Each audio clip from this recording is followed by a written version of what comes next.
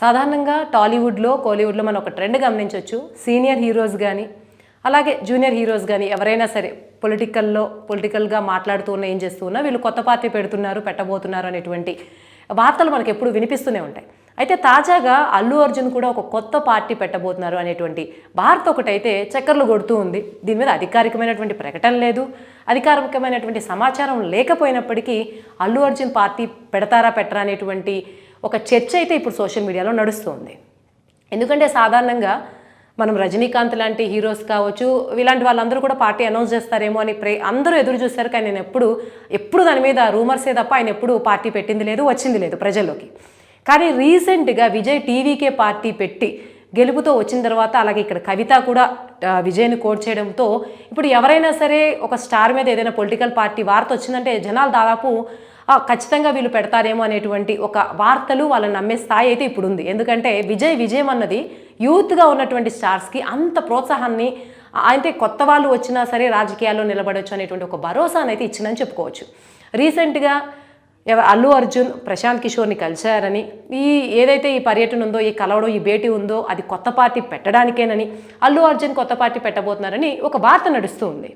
అయితే అల్లు అర్జున్ సినిమా కెరియర్లో దూసుకుపోతూ ఉన్నారు. అంటే అప్పటి వరకు పుష్ప ముందు వరకు అల్లు అర్జున్ కెరియర్ ఒక లెక్క అయితే, పుష్ప తర్వాత అల్లు అర్జున్ కెరియర్ దాదాపు పాన్ ఇండియా స్టార్గా ఎదిగిపోయాడు. ఆయన 100 కోట్ల పైన తీసుకున్నటువంటి స్టార్. అటువంటి స్టార్ తన ఏదైతే యాక్టింగ్ కెరీర్ ఉందో అది పీక్లో క్రోర్స్ ఆఫ్ బిజినెస్ చేస్తున్నప్పుడు ఆయన అది వదిలేసి పాలిటిక్స్లో వచ్చేటువంటి రిస్క్ చేస్తారా అన్నది ఒక చర్చ అయితే, ఇంకొక కోణంలో దీన్ని చూస్తే ఇప్పటికే అల్లు అర్జున్ చుట్టూ ఉన్నటువంటి రాజకీయ వాతావరణం, అంటే ఒకటి చిరంజీవి పెట్టినటువంటి ప్రజారాజ్యం పార్టీ కావచ్చు, ఇటు పవన్ కళ్యాణ్ పెట్టినటువంటి జనసేన పార్టీ కావచ్చు.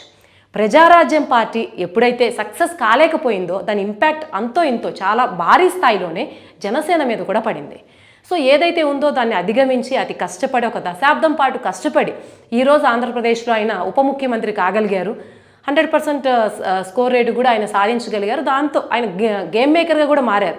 అయితే స్వయంగా పవన్ కళ్యాణ్ గెలవక ముందు శిల్పారవికి మద్దతు ప్రకటించి స్వయంగానే పవన్ కళ్యాణ్కి ఉన్నటువంటి ఫ్యాన్స్ ట్రోల్ చేయడానికి కారణమయ్యారు అల్లు అర్జున్.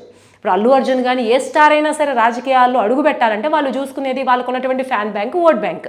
సో ఒకవేళ మెగాస్టార్ ఫ్యాన్స్ కావచ్చు, లేకపోతే పవన్ కళ్యాణ్ ఫ్యాన్స్ కావచ్చు, వీళ్ళంతా మెగా ఫ్యాన్స్ అందరూ కలిస్తే అల్లు అర్జున్కి వచ్చే ఓట్ బ్యాంక్ వేరేలా ఉంటుంది.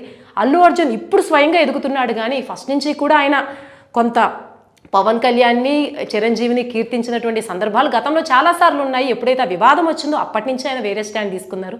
మరి ఈ నేపథ్యంలో ఆయన ఇండిపెండెంట్గా వెళ్ళి, అంటే మెగా ఫ్యాన్స్కి ఆపోజిట్గా ఉండి తన సొంత ఓట్ బ్యాంక్ నిర్ణయించుకుని, ఇంకొక పక్కన ఇక్కడ రేవంత్ రెడ్డి తెలంగాణలో పెడితే, ఒకవేళ ఆంధ్రాలో పెడితే స్వయంగా తన బంధువైనటువంటి పవన్ కళ్యాణ్. సో ఇద్దరితో ఢీకొనడం అయితే ఇప్పుడున్నటువంటి పరిస్థితుల్లో ఆయనకి సాధ్యం కాదు, రిస్క్ తీసుకోవడం అనే చర్చ కూడా నడుస్తుంది. ఏదేమైనప్పటికీ ఈ వార్త గురించి ఇంకా అధికారిక ప్రకటన రావాల్సి ఉంది.